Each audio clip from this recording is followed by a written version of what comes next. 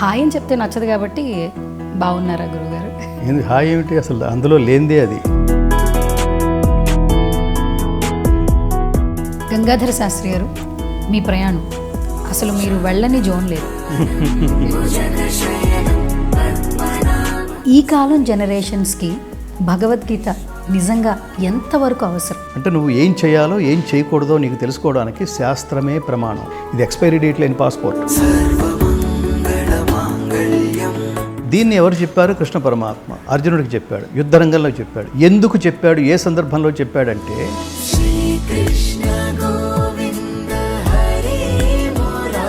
భగవద్గీత ఎందుకు చదవాలి అని క్వశ్చన్ చేస్తారు. జీవిత ప్రయాణం అంటే కేవలం ఒక లక్ష్యాన్ని చేరుకోవడం ఒక్కటే కాదు, ప్రయాణాన్ని ఆస్వాదించటం, ఆనందించటం కూడా. కొన్ని విషయాలు ఏంటంటే పామరులకి సామాన్యులకి భగవద్గీత అర్థం కాదు. అసలు వీటన్నిటికీ, ఈ భాషలన్నిటికీ తల్లి ఏది? సంస్కృతం. అది మర్చిపోతే ఎలా? గాంధీ మహాత్ముడు అనేక సార్లు చెప్పేవాడు, నా కోసం భగవద్గీత నేర్చుకోండి. క్లైబ్యం మాస్మగమః పార్థ నైతత్వయుపపద్యతే.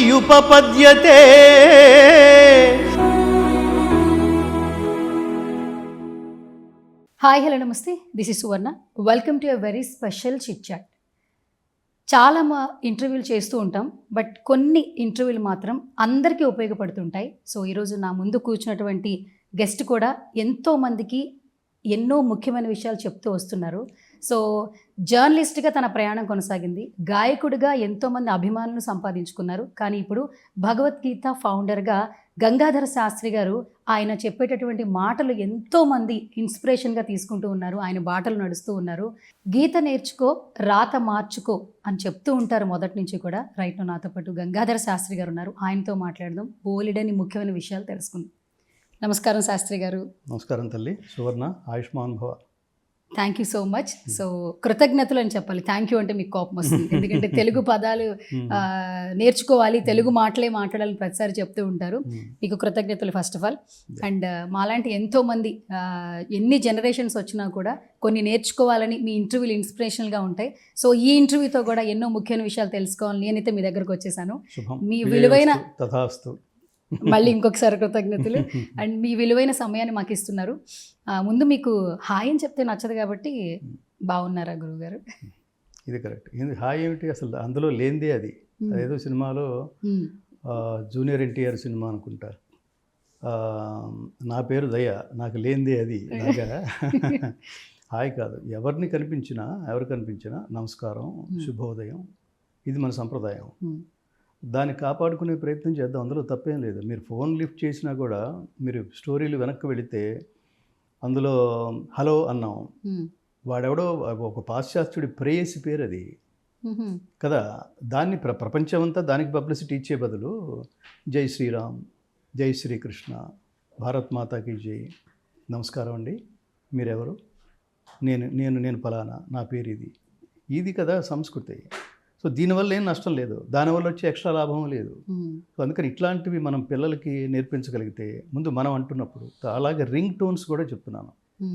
రింగ్ టోన్ మనం రింగ్ చేయగానే అంటావా అట్లా అనుకోండి, అబ్బా నీ అది ఏదో అనిపించింది అనుకోండి, ఇట్ షోస్ యువర్ ఐడియాలజీ, లేదా యువర్ కైండ్ ఆఫ్ థింకింగ్.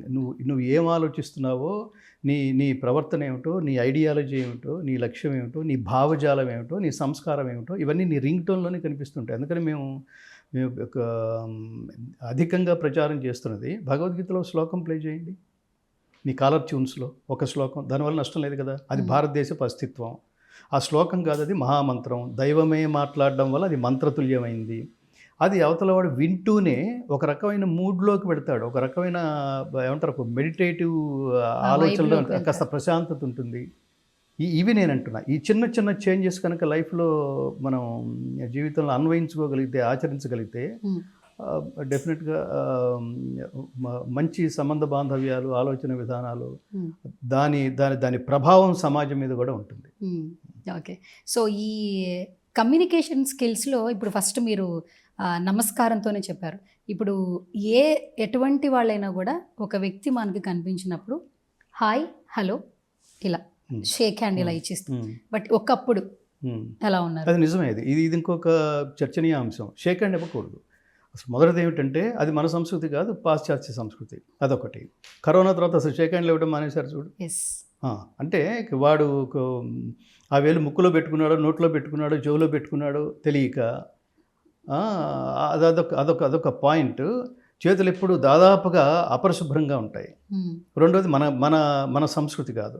రెండోది అసలు ప్రధానమైన విషయం ఏమిటంటే అసలు షేక్ హ్యాండ్లు అనుకుంటే షేక్ హ్యాండ్లు ఎవరికి ఇవ్వాలి అంటే తత్సమానుడికి ఇవ్వచ్చు. నీకంటే పెద్దవాడికి ఇవ్వకూడదు. నీకంటే పెద్దవాడికి నువ్వు ఖచ్చితంగా నమస్కారం చేయాలి. నీకంటే మరీ పెద్దవాడికి అంటే పండితుడికి, జ్ఞానికి, అట్లాంటి ఆధ్యాత్మికమైన స్థాయిలో, ఉన్నత స్థాయిలో ఉన్న వాళ్ళకి పాద నమస్కారాలు చేయాలి. చిన్నవాళ్ళు పెద్దవాళ్ళకి హాయ్ అలా పలకించకూడదు.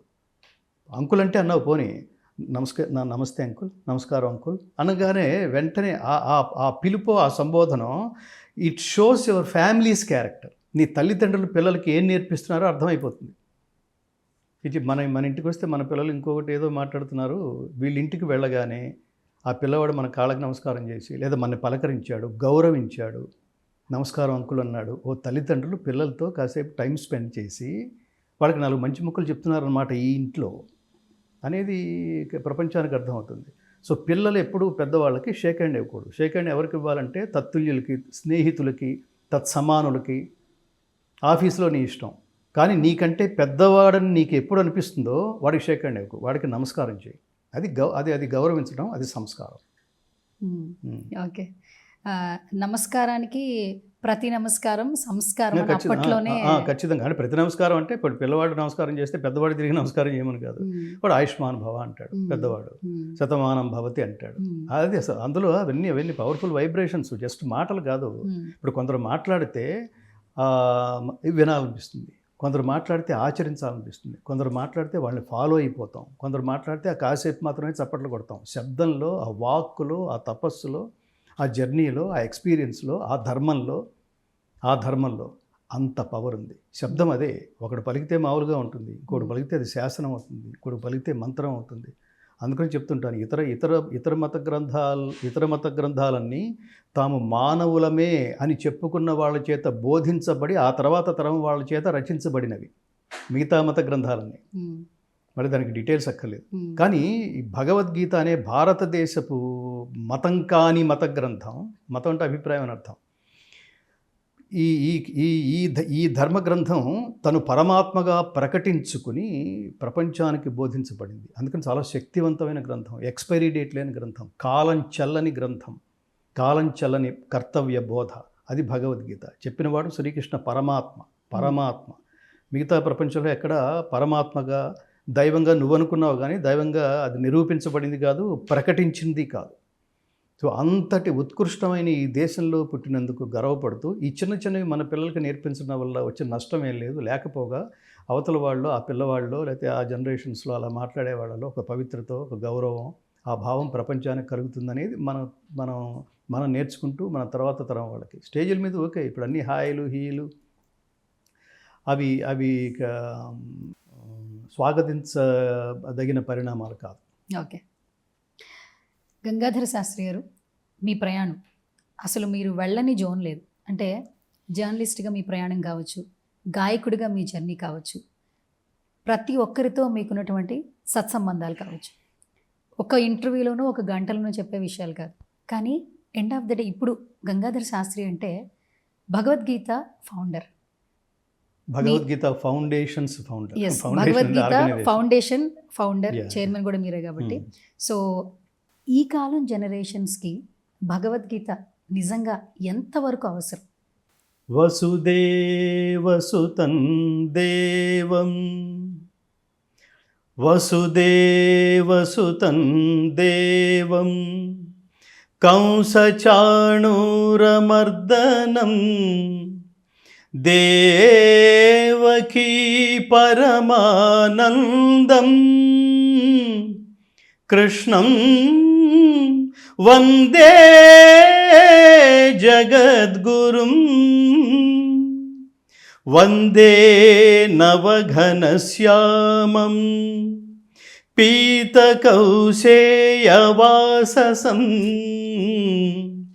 సానందం సుందరం శుద్ధం శ్రీకృష్ణం ప్రకృతే పరం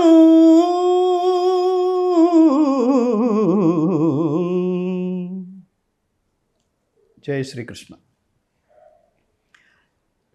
భగవద్గీతలో ఏముంది? చాలా ఉంది. జీవితమే ఉంది. భగవద్గీత గురించి ప్రాథమికంగా మనం తెలుసుకోవాల్సింది ఏమిటి భగవద్గీత? దాని ముందు ఎవరు చెప్పారు భగవద్గీత? విశ్వగురువు, విశ్వాచార్యుడు లేదా జగద్గురువు అయిన శ్రీకృష్ణ పరమాత్మ అర్జునుడనే విద్యార్థినిని కార్యోన్ముఖుణ్ణి చేయడానికి అర్జునుని నిమిత్తంగా చేసుకుని ప్రపంచ మానవాళికి బోధించిన మహోత్కృష్టమైన కాలం చెల్లని, ఇందాక చెప్పినట్టు కాలం చెల్లని భగవద్గీత. ఇది ఎక్స్పైరీ డేట్ లేని పాస్పోర్ట్ అని ఎందుకనంటే ఏ దేశంలో అయినా ఇది చెల్లుబాటు అవుతుంది. అలాంటి కృష్ణ పరమాత్మ అర్జునుడికి చెప్పింది వాళ్ళిద్దరి పర్సనల్ కాన్వర్సేషన్ కాదు, వ్యక్తిగత సంవాదం కాదు, వ్యక్తిగత భాషణ కాదు. జీవితంలో మనకు ఏదో సినిమాలో డైలాగ్ ఉంది చూడండి, ఇప్పుడు చెప్పండి అబ్బాయిలు, what to do what not to do అని. అంటే ఏం చేయాలి ఏం చేయకూడదో మనం తెలుసుకోవడానికి జీవితంలో. తస్మాత్ శాస్త్రం ప్రమాణంతే కార్యాకార్య వ్యవస్థితౌ జ్ఞాత్వా శాస్త్ర విధానోక్తం కర్మ కర్తుమిహార్హసి. అంటే నువ్వు ఏం చేయాలో ఏం చేయకూడదో నీకు తెలుసుకోవడానికి శాస్త్రమే ప్రమాణం. నా ఇష్టం వచ్చినట్టు చేస్తానంటాను కుదరదు, నా ఇష్టం వచ్చిన డ్రెస్ వేసుకుంటానంటాను కుదరదు, నా ఇష్టం వచ్చిన భాష మాట్లాడతానంటే కుదరదు, నా ఇష్టం వచ్చినట్టుగా సమాజంలోకి వచ్చేసి నా ఇష్టం వచ్చినట్టుగా ప్రవర్తిస్తానంటే కుదరదు. అది జంతువు లక్షణం. రోడ్డు మీద అన్నీ చేసేసుకుని వెళ్ళిపోతుంటుంది. మనం వెనకాల మనం క్లీన్ చేసుకోవాలి.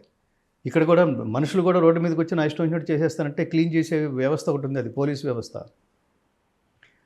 అందుకని నీకు మనిషి నడవడికని, మనిషి నైతిక విలువల్ని పెంపొందిస్తూ మనిషి నడవడికని, ఉత్తమ జీవన విధాన మార్గాన్ని నిర్దేశిస్తూ ఉన్నతమైన వ్యక్తిత్వ వికాసాన్ని బోధిస్తూ మహోత్కృష్టమైన లక్ష్యానికి చేర్చగలిగే మహోత్కృష్టమైన గ్రంథం, బోధ, కర్తవ్య బోధ, ధర్మగ్రంథం భగవద్గీత. ఇది బేసిక్గా. దీన్ని ఎవరు చెప్పారు? కృష్ణ పరమాత్మ అర్జునుడికి చెప్పాడు, యుద్ధరంగంలో చెప్పాడు. ఎందుకు చెప్పాడు, ఏ సందర్భంలో చెప్పాడంటే, ఇంటి దగ్గర ఆల్ ది బెస్ట్ చెప్పించుకుని, ఎక్కడికి వెళ్తున్నావు? యుద్ధానికి వెళ్తున్నాను. ఓ ఆల్ ది బెస్ట్ అని ఇంటి దగ్గర అవన్నీ చెప్పించుకుని ఒక లక్ష్యంతో యుద్ధరంగంలోకి బయలుదేరగానే ఎదుర్కొండా ఉన్న వాళ్ళందరినీ యుద్ధరంగంలోకి వచ్చిన తర్వాత అది అక్కడ ఇంకా బంధువులు, మేనమావులు, సోదరులు, మనవాళ్ళు, మిత్రులు, ఈ శ్రేయోభిలాషులు, హితులు, ఈ డిజిగ్నేషన్స్తో చూడకూడదు కదా. అక్కడికి వెళ్ళిన తర్వాత ఒకసారి డ్రెస్ వేసుకున్నావంటే, శిరస్త్రాణాలు ధరించావంటే అక్కడ నువ్వు సైనికుడు అని అర్థం. డిజిగ్నేషన్స్ మారుతాయి. ఏనుగుల మీద ఉన్నవాళ్ళు, గొంటెల మీద ఉన్నవాళ్ళు, కింద నేల మీద ఉన్న కాల్బంట్లు. సో ఈ డిజిగ్నేషన్స్ మారినా అక్కడ అంతిమంగా జరిగేది కర్తవ్యం. ఏమిటా కర్తవ్యం అంటే యుద్ధం. ఏమిటా యుద్ధం అంటే ధర్మయుద్ధం. అంతే, ఇంతకంటే ఏముండదు. వాళ్ళు చేస్తున్న వాళ్ళు ఎవరు? రాజులు, సైన్యము, కోట. ఇట్లాంటి మార్గంలోకి వచ్చి, అట్లాంటి సందర్భంలోకి వచ్చి అసలు వీళ్ళందరూ ఏంటి, నా గురువుని చంపుతానా, నా మేనమావని చంపుతానా, నా సోదరుని చంపుతానా, నా హితైషుల్ని చంపుతానా అని ఆ డిజిగ్నేషన్స్ మొదలెట్టాడు. నాన్న హాస్పిటల్కి వెళ్ళే వాళ్ళందరినీ ఏమంటాం? ఆ ప్రాంగణంలో గడుపు పెడితే ఫోన్ వచ్చింది, ఎక్కడున్నావు అంటే హాస్పిటల్ అంటాం. బయటకు వచ్చాం, ఎక్కడున్నావు? సంతలో ఉన్నానంటాం. ఇంకో చోట ఎక్కడున్నావు? సినిమా హాల్లో ఉన్నానంటాం. ఆ ప్రాంగణాల పేరు మాట్లాడుతున్నాం. సినిమా హాల్లో ఉంటే నేను ప్రేక్షకుడు అన్నారు. ఇంకా నీకు అక్కడ అదే డిజిగ్నేషన్. ఎవడైనా, ఎంతటి వాడైనా, ఎంతటి స్థాయిలో ఉన్నవాడైనా, యుద్ధరంగంలోకి వెళ్తే ఎంతటి స్థాయిలో ఉన్నవాడైనా వాడు సైనికుడే. డాక్టర్ దగ్గరికి ఎవరు వెళ్ళినా వాడు పేషెంటే. అలాంటిది ఇది మర్చిపోయి నా వాళ్ళు అన్నావేమిటి? రెండోది నేను అన్నావేమిటి? నేను యుద్ధం చేస్తున్నాను, నేను చేసే యుద్ధంలో నా వాళ్ళందరినీ నేను చంపేస్తున్నాను, వీళ్ళందరూ చచ్చిపోతున్నారు, శాశ్వతంగా మరణిస్తున్నారు. ఈ 3 పాయింట్స్ ప్రధానంగా శ్రీకృష్ణ పరమాత్మ గమనించి, అర్జునుడి మానసిక స్థితిని గమనించి, ఏమన్నావు? నేను అన్నావా? నేను అంటే అహంకారం నాన్న, నువ్వు ప్రయత్నిస్తే వచ్చింది కాదు యుద్ధం. రెండోది నా వాళ్ళు అన్నావు. నా వాళ్ళు అంటే అటాచ్మెంట్ అని అర్థం. ఇక్కడ అటాచ్మెంట్కి తావులేదు. రెండోది మరణిస్తున్నారు అంటున్నావు. నువ్వు చంపకపోయినా ఇక్కడ ఎవడు బతికుండేవాడు, శాశ్వతంగా ఉండేవాడు ఎవడు లేడు. ఇక్కడ వాళ్ళు కోరుకుంటే యుద్ధం మొదలైంది, కానీ మనం ఎంత మ్యాక్సిమం ఎంత ట్రై చేసాం మనం. నేను కూడా చివరికి మనుషులు చెప్తే కావటం లేదు, నువ్వు రాయబారానికి నువ్వు వెళ్ళు మహాత్మా పరమాత్మ అని అంటే కదా నేను వెళ్ళింది. నేను చెప్పినా వెళ్ళలేదు కదా. వాళ్ళు యుద్ధమే శరణ్యం అనే స్థాయికి వాళ్ళు ప్రవర్తించినప్పుడు ఇప్పుడు మనం ఏం చేయాలి? యుద్ధమే చేయాలి. ఇప్పుడు నువ్వు చేయాల్సింది అది నీ డ్యూటీ. ఈ కర్తవ్యం ఆచరించటమే రాజుకి ధర్మము. ధర్మం అంటే ఏమిటి? సర్వజనామోదయోగ్యమైన కర్మ పేరు యుద్ధం. ఇప్పుడు నువ్వు చేస్తున్న యుద్ధం. కాబట్టి భగవద్గీతలో ఏముందంటే ఇది కృష్ణుడు అర్జునుడికి మాత్రమే కాదు. ఒక కురుక్షేత్రం నాడు 5000 సంవత్సరాల క్రితం జరిగిన క్షేత్రానికి మాత్రమే చెందింది కాదు భగవద్గీత అంటే. ఇప్పటికీ సర్వమానవులకి అది ఆశాదీపం, సాధకులకి కల్పవృక్షం. భగవద్గీత అంటే మతం కాదు, జ్ఞానం. భగవద్గీత అంటే ఉత్తమ జీవన విధాన మార్గం, ఉన్నత వ్యక్తిత్వ వికాస బోధనం. భగవద్గీత అంటే ధర్మం. కాబట్టి ప్రతి మానవుడు ఆచరించవలసిన ధర్మం ఏమిటో ఒక్క భగవద్గీత పుస్తకం చదివితే, గ్రంథం చదివితే మనకు అర్థమైపోతుంది. ఎవరెవరికి బాల్యంలో పిల్లల దగ్గర నుంచి, వాళ్ళని కన్న తల్లిదండ్రుల దగ్గర నుంచి, వాడు సమాజంలోకి వస్తే నేర్పించవలసిన గురువు దగ్గర నుంచి, సమాజంలో కలుసుకునే అందరి దగ్గర నుంచి ప్రతివాడు ఆచరించవలసింది. ఈ ప్రపంచాన్ని ఈ దేశాన్ని పరిపాలించే నేతల దగ్గర నుంచి, రాష్ట్రాలను పరిపాలించే నేతల దగ్గర నుంచి ధర్మబద్ధంగా జీవితం గడపటం ఎలా.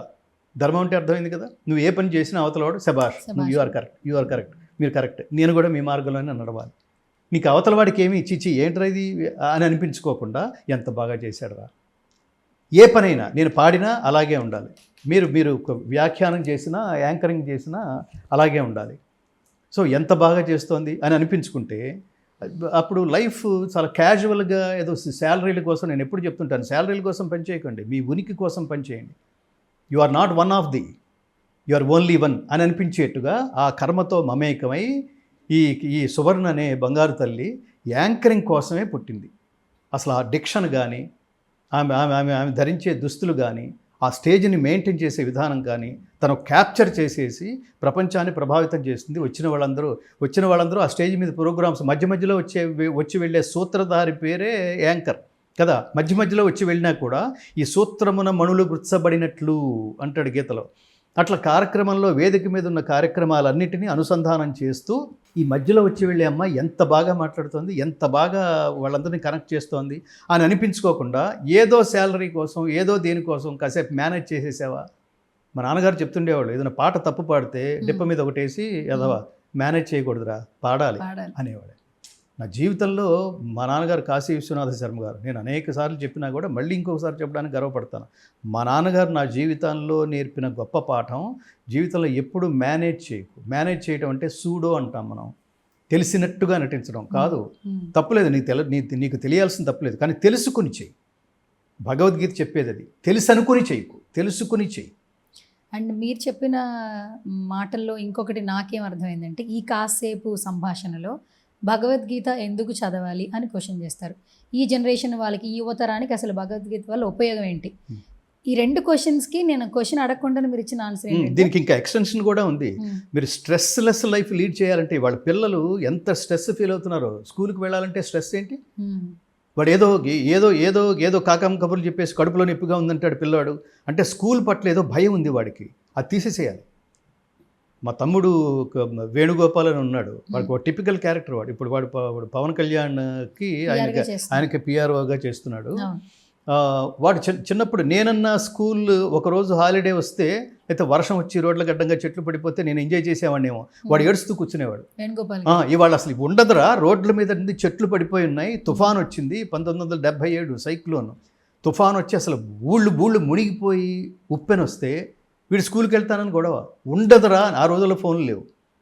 అంటే వాడు తప్పనమాట. ఈ రోజు వెళ్ళకపోతే మనం మిస్ అయిపోతున్నాం, ఆ జ్ఞానం ఏదో మిస్ అయిపోతున్నాం. ఈ ఫీలింగ్ రావాలి. ఇంటి బెల్లు కొట్టగానే పరిగెత్తుకుంటూ వచ్చే స్టూడెంట్స్ సైకాలజీ.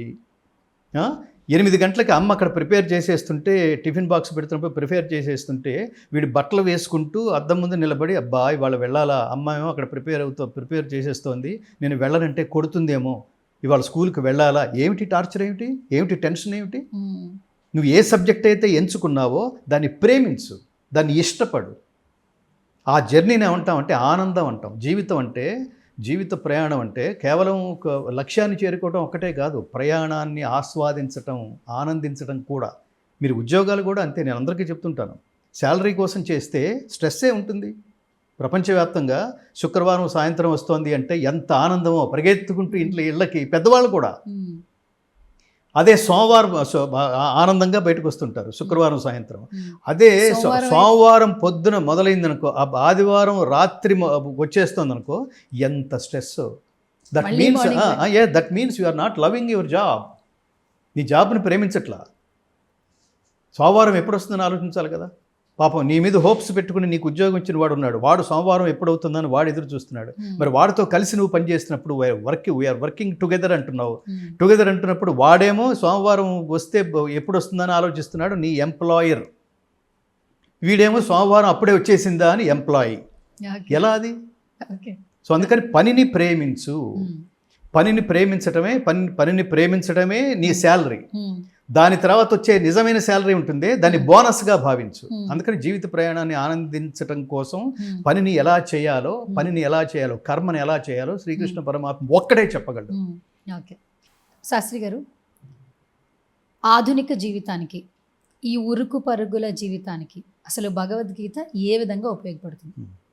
సో దానికి ముందు మనం కృష్ణ పరమాత్మని ప్రార్థించాం. ఈ ప్రార్థించిన వసుదేవ సుతం దేవం ఈ శ్లోకద్వయం ట్యూన్ చేసింది పెండ్యాల నాగేశ్వరరావు గారు, పాడింది ఘంటసాల వెంకటేశ్వరరావు గారు కృష్ణార్జున యుద్ధం సినిమాలో. ఏది ఎందుకు చెప్తున్నానంటే, ఈ డిసెంబర్ 4వ తారీఖు ఘంటసాల జయంతి, 11వ తారీఖు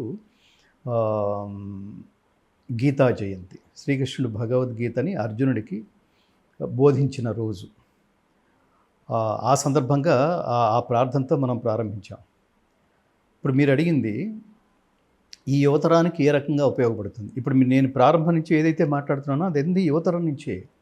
how to lead your life అంటే జీవితంలో వచ్చే ప్రతి సన్నివేశాన్ని, ప్రతి సంఘటనని నువ్వు ఎలా తీసుకోవాలి, నువ్వు చేసే పనిని, కర్మ అంటే చాలా పెద్ద పదమేం కాదు, అదే దాని పెద్ద పని అని అర్థం.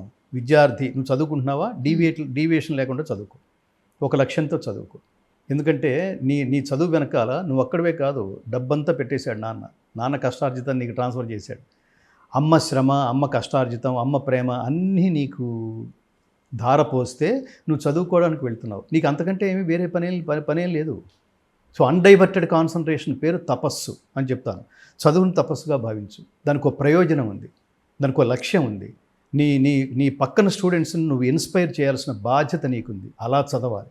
చదువు అంటే అలా చదవాలిరా, విశ్వతేజలాగా చదవాలి, కీర్తిప్రియలాగా చదవాలి, ఇంకో సంబడిలాగా చదవాలి. ఎలా నీకు ర్యాంక్ ఎలా వచ్చింది అని ఎవరిని అడగక్కర్లేదు. ర్యాంక్ వచ్చింది అంటే వాడు తపస్సులాగా చదివాడు అన్నమాట. అలా ప్రతివాడు దాని తర్వాత చదివి ఎదిగిన తర్వాత ఉద్యోగం, దాన్ని కూడా తపస్సులాగా చేయి. నీ మీద హోప్ పెట్టుకుని, ఎంతో హోప్ పెట్టుకుని, నీ ఒక పరమ లక్ష్యంతో నువ్వు నచ్చి నీకు ఉద్యోగం ఇచ్చినప్పుడు వాడి పట్ల కృతజ్ఞతగా ఉండు. భగవద్గీత చెప్పేది అది. నీకు ఈ ప్రపంచంలో ఎవరు నీకు ఆనందం ఇచ్చినా వాడు దైవంతో సమానం. ఎవరు నీకు చేయూతనిచ్చినా వాడు దైవంతో సమానం. ఎవరు నిన్ను పలకరించినా, ఎవరి ప్రపంచం వాడిది. ఎంత బిజీగా ఉంది ఈ ప్రపంచం అంతా. ఆ బిజీలోంచి బయటకు వచ్చి నువ్వెలా ఉన్నావు అని అడగటం ద్వారా నీకు ఆనందం ఇచ్చిన వాడు కూడా ఖచ్చితంగా దైవంతోనే సమానం. సో దీనివల్ల ఏంటంటే లోకం ప్రేమమయం అవుతుంది, లోకం స్నేహమయం అవుతుంది. అసలు స్ట్రెస్ అంతా ఎవడూ పట్టించుకోకపోతే స్ట్రెస్సే. బ్యాంకులో డబ్బులు ఉండటం వల్ల ఇమ్యూనిటీ కాదు. అసలు ఎవడూ పట్టించుకోకపోతే అసలు మీకు ఆ ఇమ్యూనిటీ లేదు, మెంటల్ డెఫిషియన్సీనే. నేను ఫోన్ చేస్తే కొన్ని రోజులు చూడండి, మీరు ఫోన్ చేశారు, కరెక్ట్గా 10 మందికి ఫోన్ చేశారు, ఏదో స్ట్రెస్ వచ్చి 10 మంది ఎత్తలేదు, అదొక స్ట్రెస్. అసలు కొన్ని సందర్భాలు ఇది జరుగుతుంటుంది. వీడు లిఫ్ట్ చేయలేదు, వీడు లిఫ్ట్ చేయలేదు, వీడు ఎత్తలేదు, ఎవ్వరూ మాట్లాడలేదు నాతో అనుకుని, it may give you some kind of stress. అది డిప్రెషన్లోకి వెళ్ళిపోతుంది, అది సూసైడ్ టెండెన్సీలో కూడా వెళ్ళిపోతుంది. సరిగ్గా ఆ సమయంలో అంత డిప్రెషన్లో ఆ 5 నిమిషాలు కనుక ఏ స్నేహితుడన్నా మాట్లాడి, ఏమిటరా అది, నీకేమో పిచ్చా, ఇంత చిన్న విషయానికి ఎక్కడున్నావు, ఇప్పుడు అక్కడ ఉన్నావా, నేను ఇప్పుడే 10 నిమిషాలు వస్తున్నాను అంటే మొత్తం పోయింది ఆత్మహత్య నుంచి. ఘంటసాల గారి పాటలో నిన్నుగా ప్రేమించుటకు నీ కోసమే కన్నీరు నించెను, ప్రేమించుటకు నేనున్నానని నిండుగా పలికే తోడొకరుండిన అదే భాగ్యము, అదే స్వర్గము. మనసున మనసై బ్రతుకున బ్రతుకై తోడొకరుండిన అదే భాగ్యము, అదే స్వర్గము. మనసున మనసై నిన్నుగా ప్రేమించుటకు. ఎవడన్నా సరైన ఐడియాలజీ లేదు అంటే వాడికి ఫ్రెండ్స్ రాంగ్ డైరెక్షన్లో వెళుతున్నాడంటే వాడు సరైన ఫ్రెండ్స్ లేరని అర్థం. నా ఇష్టం వచ్చినట్టు బతుకుతానని ఎవడన్నా అన్నాడంటే వాడిని శాసించే సరైన ఫ్రెండ్ లేడని అర్థం. వాడు దండించేవాడై ఉండాలి. యారా అనేవాడు ఒకడు ఉండాలి డెఫినెట్గా. నీకేమైనా జ్ఞానం ఉందా అని తిట్టేవాడు ఒకడు ఉండాలి. నీ వీక్నెస్లను సమర్థించేవాడు కాదు, నీ స్ట్రెంగ్త్ని సమర్థించేవాడు, నీకు సరైన డైరెక్షన్ ఇచ్చేవాడే నిజమైన ఫ్రెండ్. అఘము వలన మరల్చు. అఘం అంటే పాపం. హితార్థు కలితుజేయు, గోప్యంబు దాచు, పోషించు గుణము, ఎవడి వేళనిచ్చు, విడువడ ఆపన్ను, మిత్రుడి ఈ లక్షణముల పోలిగుండు. నీకు మంచి మిత్రుడు, వీడు నాకు మంచి ఫ్రెండ్ అంటే వాడు అదేమంటారు, క్లాస్మేట్ కాదు, సోల్మేట్. వాడు ఫ్రెండ్ అంటే నిన్ను సరైన మార్గంలో పెట్టగలిగేవాడు. వీళ్ళున్నారేమో చెక్ చేసుకోండి ఒకసారి. అక్రాస్ ది టేబుల్ గ్లాసులు పట్టుకుని కలిసేవాళ్ళు వాళ్ళు ఫ్రెండ్స్ కాదు. ఎలా ఉన్నావు, అలా ఉన్నావు ఏమిటి అంటే ఏం లేదేంటి, నువ్వు సరిగ్గా లేవు అనగలిగేవాడు ఉండాలి. ఇన్నరగా నేను చూడగలిగేవాడు ఉండాలి. సో నిన్ను సరైన మార్గంలో నడిపించగలిగేవాడు ఉండాలి. సో ఇవన్నీ కూడా భగవద్గీతలో అన్ని భగవద్గీతలో స్పృశించని అంశం అంటూ లేదు. ఇదంతా ధర్మం చుట్టూత, ఇది ధర్మగీత. ధర్మం చుట్టూత నీ చుట్టూత ఒక రక్షణ వలయం పరమాత్మ ఏర్పరిచాడు, అందులోనే తిరగమన్నాడు. ఆ రక్షణ వలయం పేరు ధర్మము. అందులో నువ్వు ప్రవర్తించవలసిన మార్గం పేరు కర్తవ్య కర్మ, నిష్కామ కర్మ. భగవద్గీత గురించి చాలా విషయాలు తెలుసుకుంటూ ఉంటాం, కానీ కొన్ని విషయాలు ఏంటంటే పామరులకి సామాన్యులకి భగవద్గీత అర్థం కాదు అని ఒక మాట ఎక్కువగా వింటూ ఉంటాం. ఎందుకు అసలు అది మనం అర్థం కాదు? భగవద్గీత అసలు మీరు పుస్తకం ఓపెన్ చేయగానే మీరు మొదట తెలుసుకోవాల్సింది భగవద్గీత అర్థం కాదు. ఎందుకని? సంస్కృతంలో ఉంది. సంస్కృతంలో ఉంటే ఎందుకు అర్థం కాదు అంటే, తెలుగే మన పుస్తకాల నుంచి తీసేసినప్పుడు మొత్తం ఇంగ్లీష్ మీడియం చేసేసి చేయండి. ప్రపంచంతో మీరు సంబంధ బాంధవ్యాలు ఏర్పరచుకోవడం కోసం, ఉద్యోగం చేయడం కోసం, ధనార్జన కోసం మీరు ఏ భాషనే నేర్చుకోండి. మాతృభాష మర్చిపోవడం ఏమిటి? దారుణం కదా. తల్లిని మర్చిపోవడం కాదు, తల్లిని అవమానపరచడం కాదు, తల్లిని గౌరవించకపోవడం కాదు, తల్లి విలువ తెలుసుకోకపోవడం కాదు మాతృభాషకి దూరం అయితే. సో అలాంటి తెలుగుకే దూరం అయినప్పుడు తెలుగుని కన్న తల్లి ఉంది. జనని సంస్కృతంబు నెల్ల భాషలకును దేశ భాషలందు తెలుగు లెస్స. అసలు వీటన్నిటికీ, ఈ భాషలన్నిటికీ తల్లి ఏది? సంస్కృతం. అది మర్చిపోతే ఎలా? గాంధీ మహాత్ముడు అనేక సార్లు చెప్పేవాడు, నా కోసం భగవద్గీత నేర్చుకోండి. భగవద్గీత నేర్చుకునేవాళ్ళు ఖచ్చితంగా సంస్కృతం నేర్చుకోండి. సో ఈ మార్గంలో మీరు పుస్తకం తెరవగానే స్థానే హృషీకేశ తవ ప్రకీర్త్య జగత్ ప్రహృష్యత్యనురజ్యతేజ రక్షాంసి భీతాని దిశోద్రవంతి సర్వే నమస్యంతి చ సిద్ధ సంఘాః. విశ్వరూప సందర్శన యోగం. అది ఎప్పటికి నోరు తిరుగుతుంది? ఇప్పుడు నాకెలా నోరు తిరిగింది, జనాలకు ఎందుకు తిరగదు అంటే, నా తల్లిదండ్రులు చిన్నప్పటి నుంచి అదే నేను డిగ్రీ వరకు సంస్కృతం నేర్చుకున్నాను. నా తల్లిదండ్రులు అందులో ప్రవేశపెట్టారు. నా సెకండ్ లాంగ్వేజ్ అదే. మరి మీ మీద కూడా బాధ్యత ఉంది. ఎందుకని? ఇది భారతదేశ భాష. రెండవది దైవ భాష. సంస్కృతము దైవ భాష. సంస్కృతానికి ఒక గొప్ప అర్థం ఉంది. అదేమిటంటే, ఎట్టి భాషని అలవరుచుకోవడం వల్ల, ఎట్టి భాషని అభ్యసించటం వల్ల, లేదా అలవరుచుకోవడం వల్ల, నేర్చుకోవడం వల్ల, తెలుసుకోవడం వల్ల సంస్కారం ఏర్పడుతుందో అట్టి భాష పేరు సంస్కృతము. మిగతా విద్యలన్నీ డబ్బు సంపాదించడం ఎలా మాత్రమే పనికొస్తాయి, ఆలోచనకు మాత్రమే పనికొస్తాయి. కానీ అంతకు మించి ఒకటి ఉంది. ఏదో సినిమాలో డైలాగ్ ఉంది చూడండి, అంతకు మించి ఏదో ఉంది. ఏమిటి అంతకు మించి అంటే, ఈ డబ్బు అవసరమే, కానీ డబ్బు శాశ్వతం కాదు. ఏది శాశ్వతం అంటే, ఈ డబ్బుని సద్వినియోగపరుచుకునే మార్గంలో నువ్వు కొన్ని పనులు చేస్తావు చూడు. ఇతరులకు సేవ చేస్తావు, ఇతరులకు దానం చేస్తావు, 4 గుళ్ళు కట్టిస్తావు. గుడి కట్టిస్తే ఏమొస్తుందంటే, దేవాలయాలు జ్ఞాన కేంద్రాలు. కేవలం దేవుడే కాదు అక్కడ, ఊరికే తీర్థం ప్రసాదం పెట్టడానికి కాదు. అక్కడి నుంచి మాలాంటి వాళ్ళు ఎంతోమంది, ఎందరో మహానుభావులు అక్కడి నుంచి జ్ఞానోపదేశం చేస్తూ ఉంటారు. ఇదిరా నాన్న అని. అటు నుంచి వెళ్ళేవాడు ఎవడో ఆత్మహత్య చేసుకోవడానికి వెళుతూ ఉంటాడు. కాసేపు ఏదో మాట్లాడుతున్నాడు పాపం, ఆయన ఏదో హరికథ చెప్తున్నాడు, ఏదో పురాణ ప్రవచనం చెప్తున్నాడు, కాసేపు కూర్చుందాంలే అని. ఆ కాసేపు కూర్చునే సమయంలో ఆయన మాట్లాడిన ఒక వేదవాక్కు, ఒక అత్యద్భుతమైన వాక్కు వీడి చెవిని పడుతుంది. వాడు మార్చేసింది. ఆఫ్టర్ ఆల్ అదేదో ఒక సినిమా, అది రవితేజ సినిమా. మౌనంగానే ఎదగమని మొక్క నీకు చెబుతుంది, ఎదిగిన కొద్దీ ఒదగమని అర్ధమందులో ఉంది. అపజయాలు కలిగిన చోటే గెలుపు పిలుపు వినిపిస్తుంది, ఆకులన్నీ రాలిన చోటే కొత్త చిగురు కనిపిస్తుంది. మౌనంగానే ఎదగమని. ఎంత గొప్ప Chandrabose, hats off to Chandrabose. పని చేస్తున్నంతసేపు మాట్లాడుతూ ఉండకు, పనితో మాట్లాడు. ప్రకృతిలో సకల చరాచర ప్రాణికోటి అవి పనితో ఇలా పని చేయాలని చెప్పి మాట్లాడుతుంటాయి. పరోపకారాయ ఫలంతి వృక్షాహ. వృక్షాలు పళ్ళనిస్తున్నాయి, వాటి కోసం కాదు, మన కోసం ప్రపంచానికి ఎంత ఇస్తూ, ఒక పక్కన ఆక్సిజన్ ఇస్తూ, ఒక పక్కన పళ్ళు ఇస్తూ, కొన్ని నీళ్ళు ఇస్తూ, కొన్ని పడుకోవడానికి కలపిస్తూ, తగలబెట్టడానికి కలపిస్తూ, ఇంత చేస్తున్నా మరి నాకేమిటి, కనీసం కృతజ్ఞత కూడా లేదా, నా గురించి పబ్లిసిటీ ఇవ్వరా అని అడగట్లేదు ఎక్కడ. అలా ఉండు, మౌన మహర్షిలాగా జీవితంలో గొప్ప గొప్ప పనులు చేస్తూ సైలెంట్గా ఉండట్లా. ఎవరన్నా అసలు సూపర్ సార్, మీరు చించేశారు సార్, పొడి చేశారు సార్ అంటే చాలు, చిన్న ఎక్స్ప్రెషన్ చాలు. నిజంగానే పొడిచానంటావా అంటే ఎట్లా?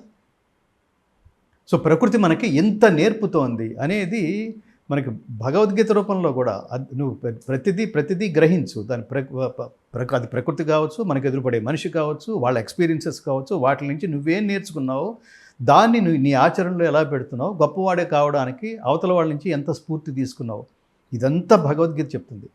కాబట్టి ఈ సంస్కృతం అనేది మన భాషలోంచి తీసివేసి, మనకు అసలు భాషే కాకుండా, శ్లోకాలు నేర్పించకుండా, స్తోత్రాలు నేర్పించకుండా, పద్యాలు నేర్పించకుండా, తెలుగు నేర్పించకుండా, అసలు సంస్కృతి, అసలు సంస్కారం అంతా ఇందులోనే ఉంది. మనకి ఒక అత్యద్భుతమైన ఒక పద్యరత్నం ఉంది. తల్లి గర్భము నుండి ధనము తేడెవ్వడు, వెళ్ళిపోయేడినాడు వెంటరాదు, లక్షాధికారైన లవణమన్నమే గాని మెరుగు బంగారము మృంగబోడు. ఇవన్నీ తెలుసు. ఏది శాశ్వతమో, ఏది అశాశ్వతం, ఏది అవసరమో, ఏది అనవసరమో, దేనికి ఎక్స్పైరీ డేట్ ఉందో, దేనికి లేదు, ఏది మంచో, ఏది చెడు, ఇవన్నీ మనం తెలుసుకోవడానికి ఒక అత్యద్భుతమైన, చాలా చవకగా దొరికే పుస్తకం ఒకటి ఉంది. 10 రూపాయలు, 20 రూపాయలు, మహా అయితే 70 రూపాయలు, 80 రూపాయలు. ఇంకా చాలా పెద్ద పుస్తకం అయినా కూడా 100 రూపాయలు. చెత్తా చెదరం వాటికి ఎంత ఖర్చు పెడుతున్నాల్సింది. ఒక సినిమా రిలీజ్ అవుతుందంటే మొత్తం ఫ్యామిలీతో సహా ఎప్పటి నుంచో అడ్వాన్స్ బుకింగ్లు. ఎంత చెత్త సినిమా అయినా ఫ్యామిలీకి మొత్తం 20,000, 30,000 తగలేస్తే కానీ ఒక సినిమాకి పోలేము. అలాంటిది జీవితాన్ని బాగుపరిచి నువ్వు వెళ్ళిపోయిన తర్వాత కూడా నిన్ను శాశ్వతుణ్ణి చేయగలిగే గ్రంథం ఒకటి ఉంటే 100 రూపాయలు పెట్టి కొనడానికి వాడెవడో ఫ్రీగా ఇచ్చేంత వరకు వెయిట్ చేయటమా? హిందువుల దగ్గర, నాన్న మీ దగ్గర భగవద్గీత ఉందా? లేకపోతే సిగ్గుపడండి. 100 రూపాయల భగవద్గీత పుస్తకం ఈ దేశపు ఉనికి, నేను సంస్కరించేది, నేను శాశ్వతుణ్ణి చేసేది. అది ఎవడో ఇచ్చేంత వరకు నువ్వు మీ దగ్గర భగవద్గీత ఉందంటే లేదంటావా? అప్పుడు వాడెవడో ఇవ్వడానికి ట్రై చేస్తాడా? చేస్తే థ్యాంక్ యూ సార్ అంటావా? ఏమి జ్ఞానం ఉండక్కర్లేదు నీకు? మీరు ఇస్తున్నారంటే నాకు అత్యవసరమైందని అర్థం. సార్ ఆ పుస్తకం పేరు చెప్పండి, నేనే కొనుక్కుంటాను, నన్ను సంస్కరించారు, కృతజ్ఞతలు. ఇది కదా మాట్లాడాల్సింది. ఫ్రీగా ఇస్తే తీసుకుంటావా? ఏది ఫ్రీగా వస్తుంది ప్రపంచంలో? నీ మానసిక దుర్బలత్వాన్ని కాదు ప్రభుత్వాలు వాడుకుంటోంది. ఫ్రీ ఫ్రీ ఫ్రీ ఫ్రీ అని చెప్పి.